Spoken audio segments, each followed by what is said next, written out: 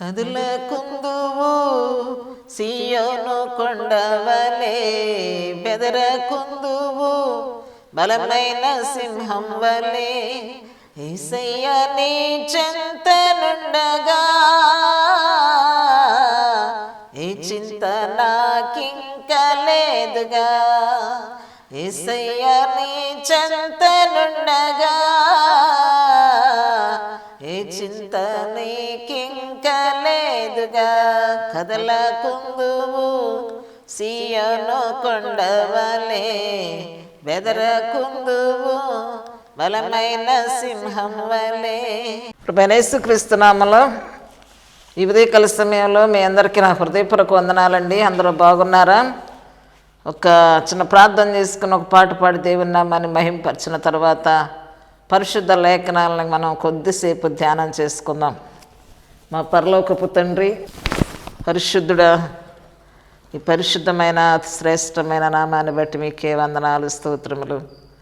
ఈ ఉదయకాల సమయంలో ప్రభువా, మీ నామాన్ని స్తుతించడానికి మీరు మాకు ఇచ్చిన ఆయుష్ను బట్టి, ఆరోగ్యాన్ని బట్టి, క్షేమకరమైన దినాన్ని బట్టి మీకు స్తోత్రం. ఈ ఛానల్ ద్వారా మా ప్రియుల కుటుంబాల్లో బిడ్డలతో కలిసి నేను స్తుతించి ఆరాధించడానికి మీరు మాకు ఇచ్చినటువంటి గొప్ప భాగ్యాన్ని బట్టి మిమ్మల్ని స్తుతిస్తూ ఉన్నాం. ఈ ప్రోగ్రామ్ని వీక్షిస్తున్న ప్రతి ఒక్కరిని మీరు దీవించండి ప్రభా. శ్రద్ధ కలిగి నీ మాటలు విని మేలు పొందినట్లుగా కృప చూపమని దీవెనలు యేసు నామములో అడిగి వేడుకొనుచున్నాము తండ్రి, ఆమేన్. ఒక పాట పాడుకుని దేవుని నామాన్ని మహింపరుద్దామండి. మంచి లేని నా పైన ఎంతో ప్రేమ చూపావు, అది ఎంతమైన వాడవు, మానవుని రూపమెత్తావు, అది ఎంతమైన వాడవు, మానవుని రూపమెత్తావు. పరలోకమును విడచి దిగి వచ్చినావు భూమికి, పరలోకమును విడచి దిగి వచ్చినావు భూమికి. ఎంతగా స్తుతులు పాడినా యేసు నీ రుణము తీరునా, ఎంతగా స్తుతులు పాడినా యేసు నీ రుణము తీరునా. మంచి లేని నా పైన ఎంతో ప్రేమ చూపావు, మంచి లేని నా పైన ఎంతో ప్రేమ చూపావు, అది ఎంతమైన వాడవు, మానవుని రూపమెత్తావు. లోకాలన్నీ ఏలే రాజువైన నీవు, సామాన్యుల ఇంట నీ కాలు పెట్టినావు. లోకాలన్నీ ఏలే రాజువైన నీవు, సామాన్యుల ఇంట నీ కాలు పెట్టినావు. నీదెంత దీన మనసు, నాకెంత ఘనత యేసు, నీదెంత దీన మనసు, నాకెంత ఘనత యేసు. ఎంతగా స్తుతులు పాడినా యేసు నీ రుణము తీరునా, ఎంతగా స్తుతులు పాడినా యేసు నీ రుణము తీరునా. మంచి లేని నా పైన ఎంతో ప్రేమ చూపావు, మంచి లేని నా పైన ఎంతో ప్రేమ చూపావు, అది ఎంతమైన వాడవు, మానవుని రూపమెత్తావు. చీకటిలో కూర్చున్న నా స్థితిని చూచి నీవు వేకువ వెలుగు వంటి దర్శనమునిచ్చినావు. చీకటిలో కూర్చున్న నా స్థితిని చూచి నీవు వేకువ వెలుగు వంటి దర్శనమునిచ్చినావు. నీ సాటి లేని త్యాగం నా పాలి గొప్ప భాగ్యం. నీ సాటి లేని త్యాగం నా గొప్ప భాగ్యం. ఎంతగా స్తుతులు పాడినా యేసు నీ రుణము తీరునా. ఎంతగా స్తుతులు పాడినా యేసు నీ రుణము తీరునా. మంచి లేని నా పైన ఎంతో ప్రేమ చూపావు. మంచి లేని నా పైన ఎంతో ప్రేమ చూపావు. అది ఎంతమైన వాడవు. మానవుని రూపమెత్తావు. అది ఎంతమైన వాడవు. మానవుని రూపమెత్తావు. పరలోకమును విడచి దిగి వచ్చినావు భువికి. పరలోకమును విడచి దిగి వచ్చినావు భువికి. ఇంతగా స్తుతులు పాడినా యేసు నీ రుణము తీరునా. ఎంతగా స్తుతులు పాడినా యేసు నీ రుణము తీరునా. ప్రభు నామములో మరొకసారి మీ అందరికీ వందనాలండి. ఈ దినాన దేవుని యొక్క లేఖనాల్లో నుండి ఒక అంశాన్ని మనం ధ్యానం చేద్దాం. ప్రభువైన యేసుక్రీస్తు వారు ఆయన శరీరధారిగా తిరిగిన సమయంలో అనేక చోట్ల గొప్ప జనసమూహంలో మాట్లాడారు, శిష్యులతో మాట్లాడారు. ఆయన 2-3 శిష్యులను వెంట పెట్టుకుని వారికి ఉపమానాలు నేర్పించారు, ప్రార్థన నేర్పించారు. ఎన్నో అద్భుతాలు, స్వస్థతలు, మహత్కార్యాలు తన్ను తాను దేవుని కుమారుడుగా ప్రత్యక్షపరచుకోవటానికి ఎన్నో కార్యాలు ఆయన చేసి తన్ను తాను రుజువుపరుచుకున్నట్లుగా మనకు తెలుసు. అయితే అన్నీ చేస్తూ అన్ని ఉపకారాలు, మేలులు చేస్తూ అనేక విషయాలు నేర్పిస్తూ ఆయన ఏం చెప్పారంటే జాగ్రత్తలు చెప్పారు. ఏంటా జాగ్రత్తలు అంటే, మొదటిగా మనం ఒక వాక్య భాగాన్ని చదువుకున్నాం. సామెతల గ్రంథము 19వ అధ్యాయము 16వ వచనాన్ని చదువుకున్నాం. అక్కడ వ్రాయబడిన మాట ఏంటంటే, ఆజ్ఞ గైకొనువాడు తన్ను కాపాడుకొనువాడు, తన ప్రవర్తన విషయమై జాగ్రత్తగా ఉండనివాడు చచ్చును. అంటే జాగ్రత్తగా ఉంటే ఏంటి, ఉండకపోతే ఏంటి అనేది ఈ వచనంలో మనకు స్పష్టంగా తెలుస్తుంది. నిన్ను నువ్వు కాపాడుకోవాలంటే నీ జ్ఞానం, నీ తెలివి, నీ డబ్బులు నిన్ను కాపాడలేవు. దేవుని ఆజ్ఞలు నువ్వు గైకొన్నట్లయితే ఆ దేవుని ఆజ్ఞలు నిన్ను కాపాడుతాయి. నిన్ను కాపాడుకోవటానికి కూడా జ్ఞానము నీకు ఇస్తాడు దేవుడు. నీ ప్రవర్తనను కాపాడుకోవటానికి గొప్ప జ్ఞానము దేవుడు ఇస్తాడు. నీ ప్రవర్తన విషయమై నువ్వు అజాగ్రత్తగా ఉండి దేవుని ఆజ్ఞలు తెలుసుకొనకుండా పాటించకుండా ఉన్నట్లయితే అక్కడ 3 మాటలు చచ్చును అని రాయబడింది. అంటే ఇక్కడ మరణాలు 2 రకాలు కనపడుతున్నాయి, జన్మలో 2 రకాలు కనిపిస్తున్నాయి. కాబట్టి మనము వీటిని జాగ్రత్తగా పరిశీలన చేయాలి. యేసుక్రీస్తు వారే మీరు జాగ్రత్తగా ఉండాలి అని అన్నారు అంటే అశ్రద్ధగా అజాగ్రత్తగా ఉంటే ఎన్ని నష్టాలు ఉన్నాయో ఆయన తెలియజేస్తూ ఈ మాటలు చెప్పారు. మొట్టమొదటగా దేవుడు అంటే శరీరధారిగా ప్రభువైన యేసుక్రీస్తు వారు ఈ లోకంలో సంచారం చేయించున్నప్పుడు చెప్పిన మాటలు అన్నమాట ఇవి. మార్కు సువార్త 4వ అధ్యాయం 24వ వచనంలో అక్కడ చక్కని మాటలు మనకు తెలియజేశాడు ఆయన. మరియు ఆయన మీరు ఏమి వినుచున్నారో జాగ్రత్తగా వినుడి. నేను చాలాసార్లు వినేవారి గురించే ఎక్కువసార్లు నేను మాట్లాడుతూ వచ్చాను.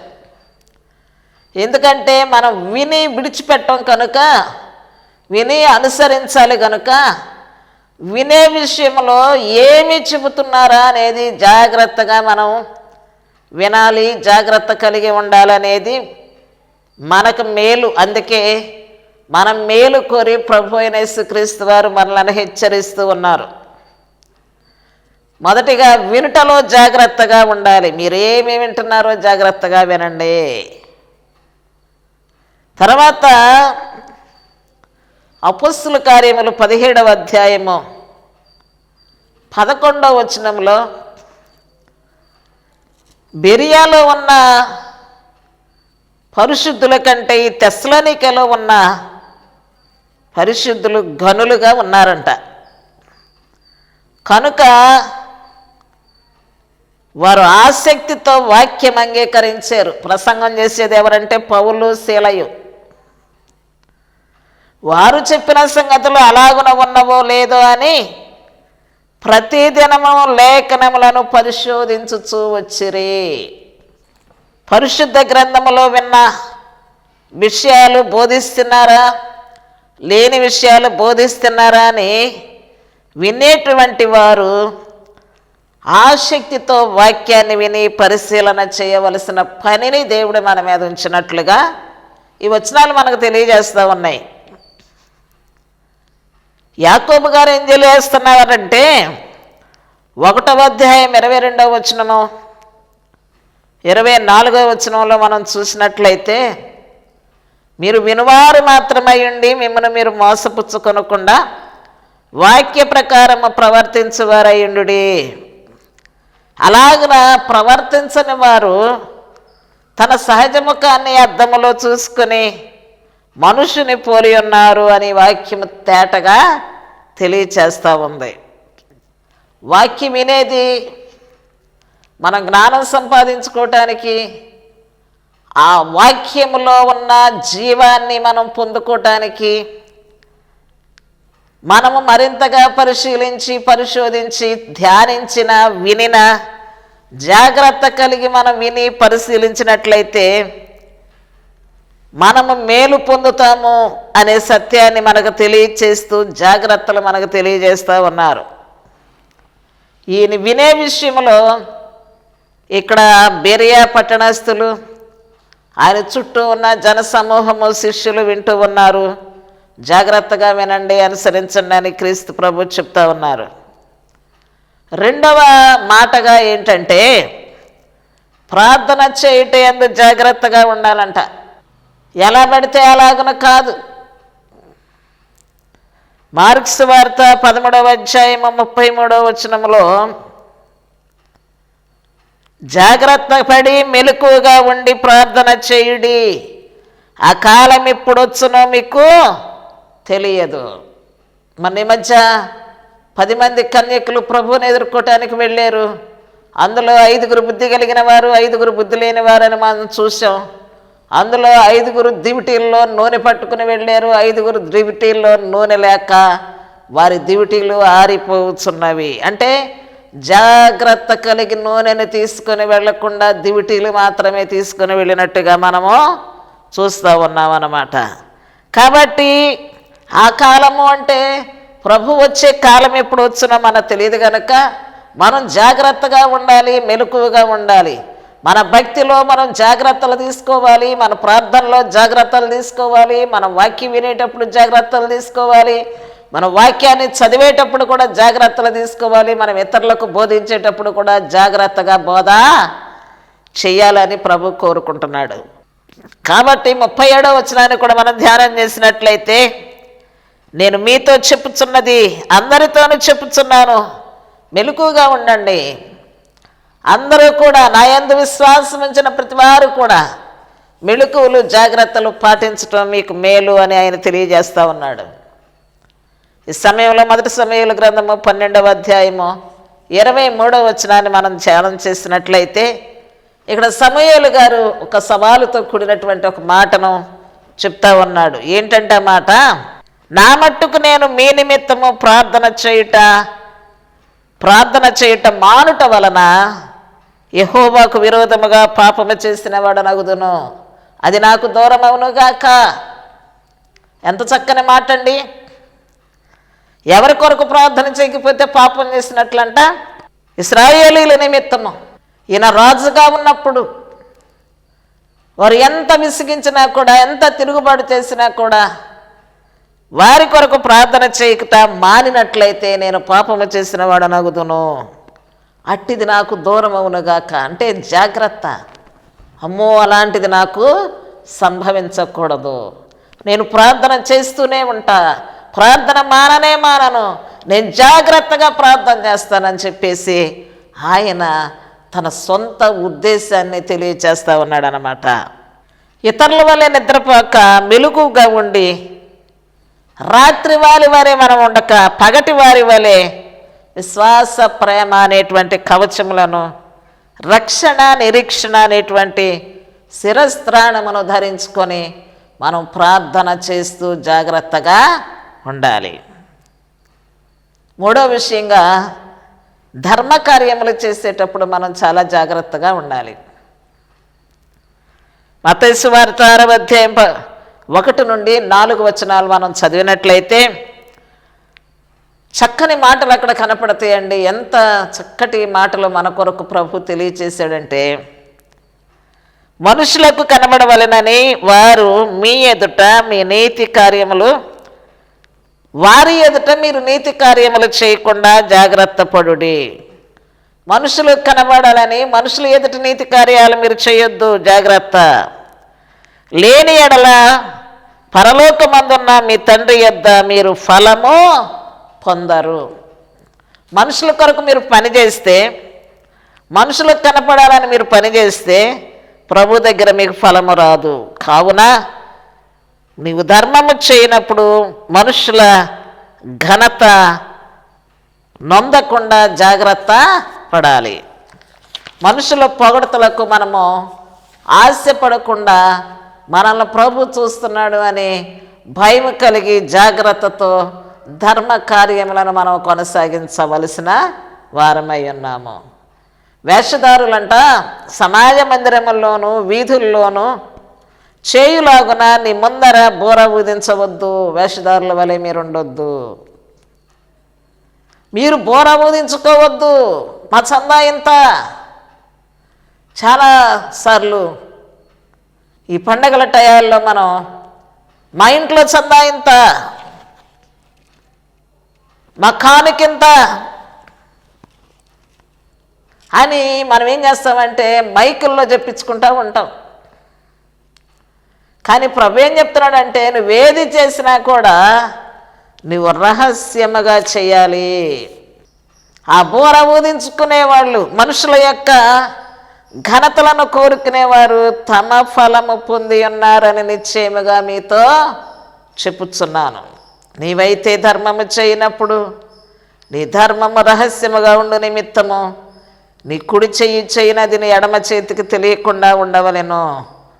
అట్లయితే రహస్యమందు చూచు నీ తండ్రి నీకు ప్రతిఫలము ఇచ్చును. నీకు ప్రతిఫలము రావాలని, నీవు మేలు చేత నింపబడాలని కొన్ని జాగ్రత్తలు ప్రభు మనకు తెలియజేస్తూ ఉన్నాడు. మరి ఇంకొక జాగ్రత్త ఏంటో చెప్పమంటారా? అబద్ధ ప్రవక్తలు మొదటి శతాబ్దంలోనూ ఉన్నారు, ఇప్పుడు ఉన్నారు, వారు యుగాంతము వరకు ఉంటారు. చాలామందికి వీరి గురించి తెలియదు. యేసుక్రీస్తు వారు ముందుగా తెలియచేశారంటే ఆ తెలియజేసిన సంగతులు ఎంతో ప్రాముఖ్యమైనవి. మత్తయి సువార్త 7వ అధ్యాయం 15వ వచనములో అబద్ధ ప్రవక్తలను గూర్చి జాగ్రత్తగా ఉండుడి, వారు గొర్రె చర్మము వేసుకొని మీ యొద్దకు వద్దురు, కానీ లోపల వారు క్రూరమైన తోడేళ్ళట, కాబట్టి మీరు వారి ఫలము వలన వారిని తెలుసుకొందురు. ఈ దినాల్లో చాలా కష్టమవుతుంది తెలుసుకోవటం. మనం ఆ అవగాహన లేకపోయినట్లయితే ఈ అబద్ధ ప్రవక్తల చేతిలో మోసపోయే ప్రజానీకం ఎంతోమంది ఉన్నారు. కాబట్టి జాగ్రత్తగా ఉండి వారి పైవేషాన్ని చూడకుండా వారి ఫలమును చూడాలి. వారి మాట, వారి భాష, వారి ప్రవర్తన, వారి యొక్క మాట్లాడే తీరు, ఇవన్నీ కూడా బైబిల్ వచనాలను మనం గమనిస్తూ ఉండాలి. వారి స్వలాభం కొరకు వాక్యాన్ని మాట్లాడుతున్నారా? మరి దేవుని యొక్క నామంలో ఒక మనిషి రక్షణ పొందాలంటే ఏది అవసరమో అది మాట్లాడుతున్నారా అనేది మనం చూసుకోవాలి. ఈ దినాల్లో ఇంటింటా చాలామంది ఈ నెలంతా, ఈ డిసెంబర్ నెలంతా కూడా చాలామంది కుటుంబాలు దర్శించాలని మన ఇళ్లను దర్శిస్తూ ఉంటారు. రోజుకి నీళ్ళని లెక్కల మీద త్వరగా వారి పనులు వాళ్ళు మిగించుకుంటూ వెళ్ళిపోతూ ఉన్నారు. కానీ వారు అవతలకు వెళ్ళిన తర్వాత నీ ఒక్కదాను మిగులుతావు, లేకపోతే ఒక్కడో మిగులుతావు, కానీ నీకంటూ ఒక వ్యక్తిగతమైనటువంటి అవగాహన ఉండాలి, ఒక వ్యక్తిగత పరిశీలన ఉండాలి, వ్యక్తిగత తీర్మానం ఉండాలి, వ్యక్తిగతమైనటువంటి మెళుకు నీకు ఉండాలి, వ్యక్తిగతమైనటువంటి ధైర్యం నీకు ఉండాలి. ఎవరు ఏది చెబితే దాని వైపు నువ్వు మరలిపోకూడదని దేవుడు తెలియజేస్తూ ఉన్నాడు. కాబట్టి వారి ఫలాన్ని మనం తెలుసుకోవాలి. అబద్ధ ప్రవక్తలు ప్రజల్లోనే ఉంటారు, అటువలనే మీలో కూడా ఉంటారు. మీలో అంటే ప్రభు స్థాపించిన ప్రభు సంఘాల్లో, క్రీస్తు సంఘాల్లోనే సహోదరుల్లోనే ఉంటారంట. వీరు మిమ్మును కొనిన ప్రభువును కూడా విసర్జించుచు తమకు తామే శీఘ్రముగా నాశనమును కలుగ చేసుకొందురు. నాశనకరమైనటువంటి భిన్నాభిప్రాయాలు రహస్యముగా బోధిస్తారు. 2 యోహాను పత్రిక 1వ అధ్యాయము 7వ వచనం. అసత్యాన్ని బోధిస్తారు, భిన్నాభిప్రాయాలు బోధిస్తారు. అలాంటి బోధ పరలోకము నుండి ఒక దేవదూత దిగి వచ్చిన మేము చెప్పినా కూడా మీరు నమ్మొద్దు అని చెప్పి దేవుని వాక్యం స్పష్టంగా తెలియజేస్తూ ఉంది గలతీ పత్రికలో. 2 పేతురు పత్రిక 2వ అధ్యాయము 1వ వచనాన్ని మనం చూసినట్లయితే, యేసుక్రీస్తు శరీరధారి అయి వచ్చనని ఒప్పు కొనని వంచకులు అనేకులు లోకములో బయలుదేరి ఉన్నారు. ప్రియులారా, అనేకులైన అబద్ధ ప్రవక్తలు లోకములో ఉన్నారు కనుక ప్రతి ఆత్మను నమ్మక ఆయా ఆత్మలు దేవుని సంబంధమైనవో కాదో పరీక్షించుకోవలసినటువంటి అవసరత మన మీద మోపబడింది. 1 యోహాను పత్రిక 4వ అధ్యాయం 1వ వచనాన్ని కూడా మీరు చదువుకోండి. ఈ 4 జాగ్రత్తలు ఎందుకు నేను ఈ సమయంలో చెప్తూ ఉన్నానంటే, ఇది మన క్రైస్తవ జీవితాలకి ఎంతో ఉపయోగం అన్నమాట. అజాగ్రత్తగా ఉన్నట్లయితే ప్రభుని మనం ఎదుర్కోలేము, ప్రభు స్వరాన్ని వినలేము, సత్యమేదో గమనించలేము, చీకట్లో ఉంటాం, నిద్రమత్తుతో ఉంటాం, అజ్ఞానంలో ఉంటాం, మనకు మనమే హాని చేసుకునేటువంటి పరిస్థితుల్లోనికి మనము వెళ్ళిపోతూ ఉంటాం. కాబట్టి ప్రార్థన చేసే విషయంలో జాగ్రత్తగా ఉండాలి, మెలకువగా ఉండాలి. అలాగే ధర్మము చేసే విషయంలో జాగ్రత్తగా ఉండాలి, ప్రభు చెప్పినట్టుగా మనం చేయాలి. అబద్ధ ప్రవక్తల విషయంలో జాగ్రత్తగా ఉండాలి. వేషధారులైన అబద్ధ ప్రవక్తల వలె మనం ఉండకూడదు. సంత వీధుల్లోనూ మరి ఇంకా బోర ఉదయించుకునేటువంటి పని మనము చేయకూడదు. ఆసక్తితో వాక్యాన్ని వినాలి, సత్యమేదో అసత్యమేదో గ్రహించాలి, మేలైన దానిని చేపట్టాలి,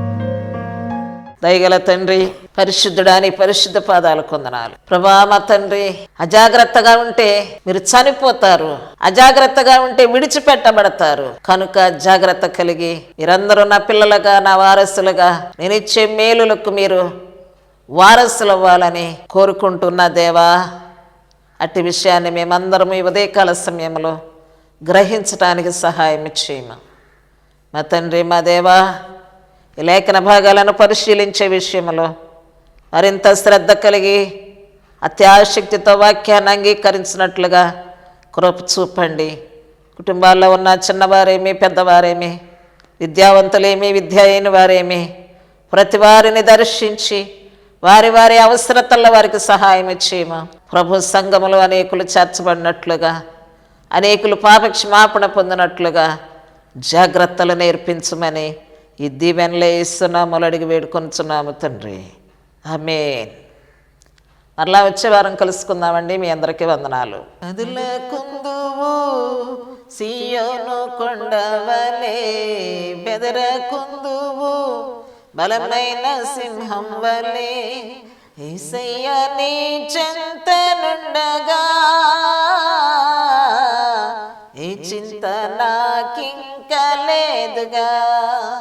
యేసయ్య నీ చెంతనుండగా